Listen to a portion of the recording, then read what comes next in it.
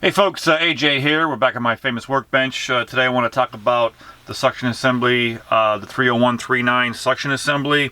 If you found this video in your Google search, you probably have this suction assembly. You probably found this part number 30139 and you typed it in Google, and hopefully this video came right up for you. So if this suction assembly is malfunctioning for you, we've come up with this nice repair kit for you guys to get this repair done for you and get your tub back up and running. Okay, it does come with the tool. Okay, you're going to notice this tool fits right inside those notches. Very, very important. You're going to need this tool to get this face on or off when you're doing the repair job. Okay, so when you rip out your old one, make sure you clean off all the old silicone off the tub. Get it nice and clean. Okay, probably scrape it off with a pocket knife, clean it up with some rubbing alcohol. Okay, when you go to put the new one in, get a heavy bead of 100% clear GE silicone. Make sure it covers the whole entire flange. There's a very large shoulder there of that flange. Make sure it goes all the way around, covers it thoroughly. When you push it through the tub, okay, now on the back side where the tub wall is, you're going to put another extremely heavy bead of silicone on that back side. Okay, and then thread these two guys together. Okay, get it snug with the tool. Okay, like I already showed. All right. Now we have two different kits here for the venting. All right, so if you don't have it reduced to 3/8 and it's strictly 1/2 inch, you can just hook up your fittings accordingly right there. Okay, you can get those fittings at any local store, but the most common way is the 3/8.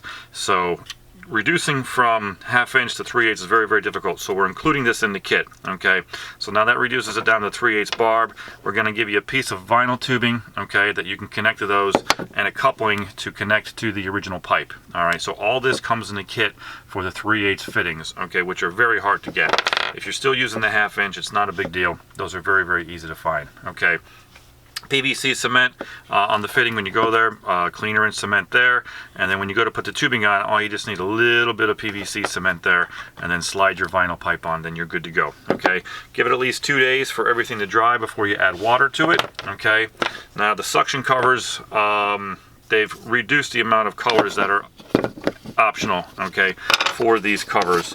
Let me just thread this down a little bit more so you guys can see how everything goes together the right way.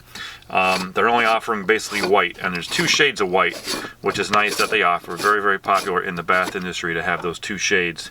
So there's the bright white, and then there's the little bit duller white. Okay, so the bright white is like paper white, and then there's the little duller white. So you get to choose which white you need.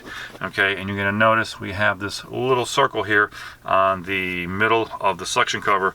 Well, that goes over the vacuum port of the suction assembly. Okay, so that fits on there nice and snug, and then 2 screws there. Very, very simple to change if you ever had to just change the suction covers as well. We have those on the website too. So if you're watching this video on YouTube, go to the description box below this video. You'll see the link to the jet. You'll also see a link to the suction covers. Oh, not the jet, the suction assembly. You'll also see the link to the suction covers if you want to order any of those. So we, again, are WhirlpoolTubParts.net, your Whirlpool Tub Parts authority.